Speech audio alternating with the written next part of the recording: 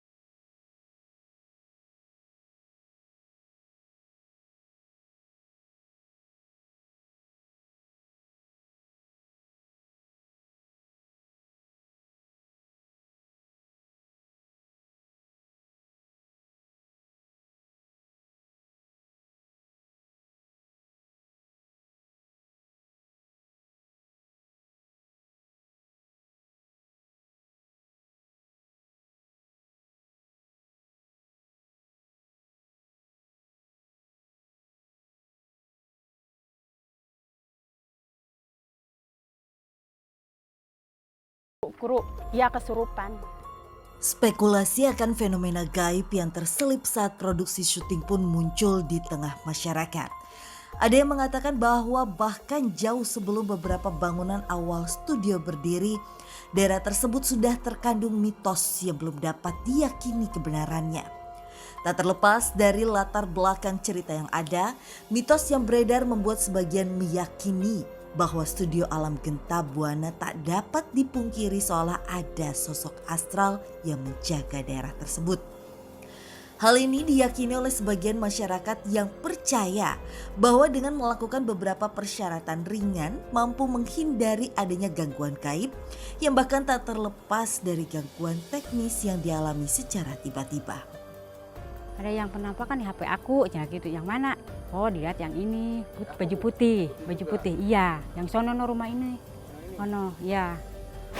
Seolah membenarkan mitos bahwa tempat tersebut angker, kini sebagian warga yang melintas kerap menyaksikan penampakan dari berbagai sosok astral yang menghuni di area yang memiliki banyak bangunan terpisah ini. Lantas, akankah penelusuran kami malam ini mampu menguak alasan terbesar dari mitos keangkeran dan mencekamnya studio alam semasa masih sangat aktif hingga acap kali mengganggu jalannya produksi yang dibuat?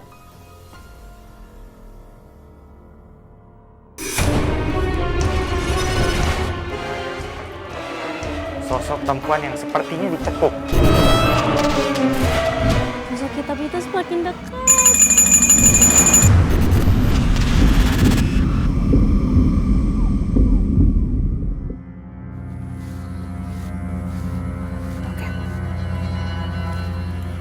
Pemirsa, saat ini saya sudah ditemani oleh Frisly Herlin, di mana saat ini kita sudah berada di studio Alam Genta Buana. Ini adalah tempat yang cukup terkenal karena menjadi tempat yang digunakan untuk beberapa sinetron yang dulu sempat menghiasi layar kaca ya, Frisly? Benar banget. Tapi ada cerita menarik, ada cerita mitos di dalam tempat ini.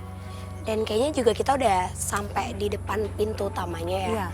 Cuma tunggu deh. Nah, Tak memerlukan waktu yang lama, saya dan Frisly pun mencari gerbang yang tak terkunci untuk dimasuki. Kayaknya enggak. Kayak kita nggak mungkin lewat sini deh. sana ya, coba. Ada pintu. Kayaknya di sana deh. Nat. Kayak di situ ya. Kita ke sana. Yuk.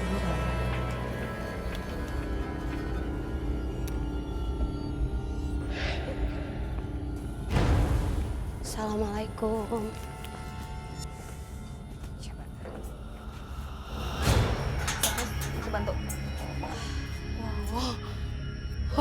Ayo. Permisi. Oh.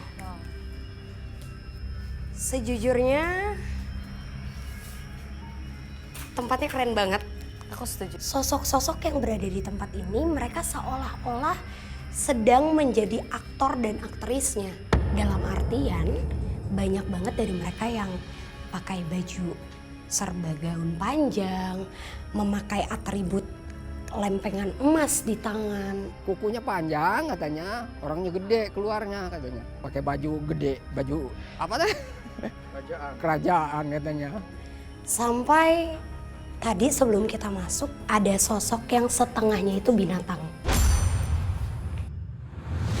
Dari pinggang ke atas itu looknya benar-benar manusia, laki-laki dengan rambut gondrong. Tapi dari pinggang ke bawah, sorry banget tapi keadaannya penuh dengan darah, tapi kaki ke bawahnya itu kuda. Dan sosok itu lebih sering keliling-keliling aja. Ibaratnya kalau kata kita mungkin ngecek tempat. Nah, aku sih lebih tertarik untuk kamu masuk ke dalam sana biar kita juga masuk ke cerita mereka. Oke, kita coba ke sana ya. Kami pun mulai menelusuri bangunan mirip pendopo yang berada persis di depan kami. Oke. Kali ini kita berdiri persis banget di tengah-tengah sana. Memang rada jauh sosoknya karena dia entah kenapa setiap kali aku melangkah dianya juga mundur. Sosok ini cuma bercerita kalau dulunya di tempat ini di tahun 1800-an tempat ini adalah tempat yang bisa dikatakan sangat amat dianggap sakral. Ini banyak banget makam-makam pendahulu yang pernah ada di sini dan tanpa disadari ya mungkin saat ini pembangunannya berada di atas makam. Jadi gak kaget kalau misalnya kita masuk ke tempat ini rasanya tuh kayak lebih banyak mereka. Iya. Kamu mau masuk ke dalam gak sama Ayo, coba kita masuk ke dalam ya. pelan-pelan. Assalamualaikum. Permisi.